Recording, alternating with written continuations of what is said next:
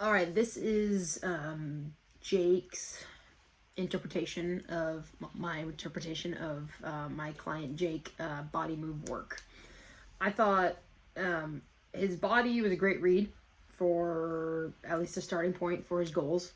He's at 155 pounds. He's got about 19% body fat, 72-pound for skeletal muscle mass, and his basal metabolic rate is 1604. And his muscle fat analysis is an I. I think it's a great starting point. Would love for him to get to that D. That is his goal, is to put on some lean body mass. So that is the goal with his program, is to help him get to that D shape on his in-body. So hopefully we can get him there. For exercise design, that'll be mostly a hypertrophy program. He wants to get stronger as well, so there'll be a progression in there where we build weight and add more weight to whatever he's doing, but focusing on that hypertrophy. He wants to put on some size. He wants to get bigger. In terms of nutrition, I'm going to let him kind of keep doing what he's doing. He's in college. He's a sophomore, so he's got dining hall food to work with, and his goal is to put on some weight, so it's all right that it's not the cleanest of sources, at least for right now. So we'll kind of see when we, get him back in for an in-body, hopefully on winter break when he returns. We can see where he's at there. For behavior design, in my notes, I made a note of this, but really just focusing on him getting enough sleep. I think that's one big thing in college, that's a hard thing to do. Getting enough water, drinking enough water, and just social interaction and sunshine. Those things will be huge for him. And as long as he's getting enough sleep, he's eating good food and enough of it, which he is, according to his MyFitnessPal, he'll be good to go, and he's gonna put on some size just like he wants to. For his move, he moved fairly well. Definitely some room for improvement for his posterior chain. Scratch test was a fail. Loss of his midline.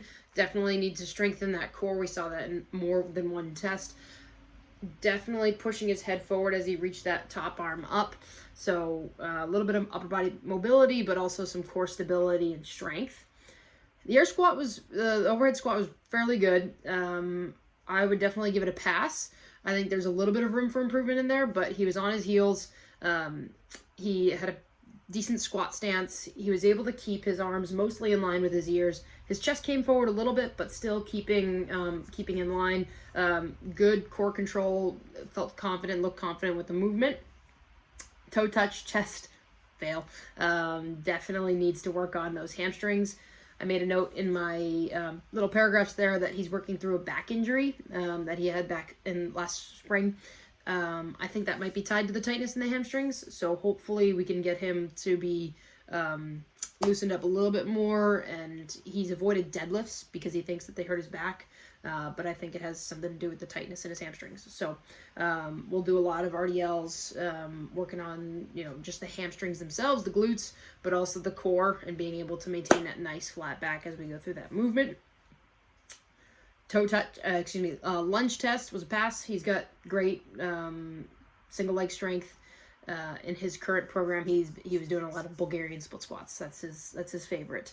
So we'll include those in his new program going forward, so that he likes that.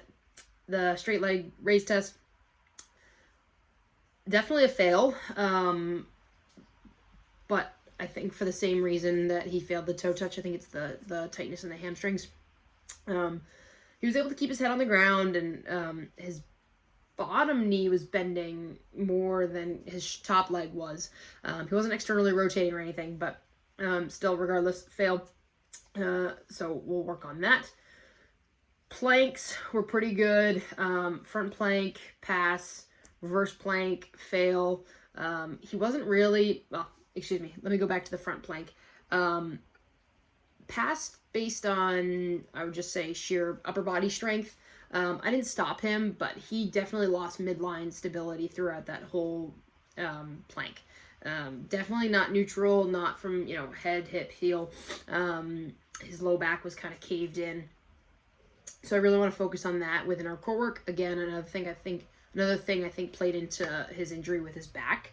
So really focusing on some, you know, all different core variations, prone, supine, but also carries and holds and that kind of stuff. So he passed based on time-wise, but also kind of a fail in my actual opinion due to his midline barely even being active in that. Reverse plank failed. Again, his hips weren't really up the whole time, but he just kind of got fatigued there in that muscular endurance phase.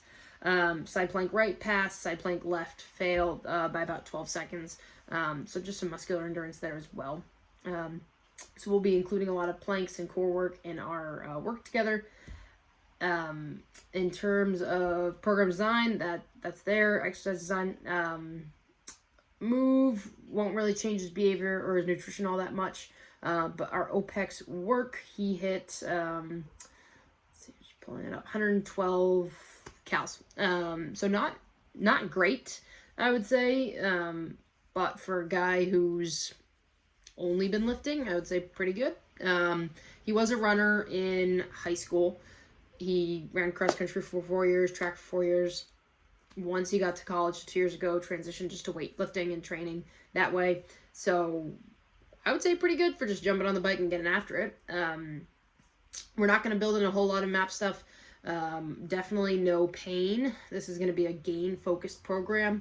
In there, I will mention, you know, for him to do some map style training, such as spike ball. He loves playing spike ball with his friends, so an hour or two, maybe 3 hours a week. He likes to go for hikes. He likes to walk. So, you know, mixing that kind of stuff in, but no true map programming here. So that will dictate those exercise programs there. And that'll be it. I think his program is going to be really fun to write, just to focus on that strength piece. It'll be fun to touch base with him after each workout, see how it goes, and see where we'll go from there. All right, that's Jake.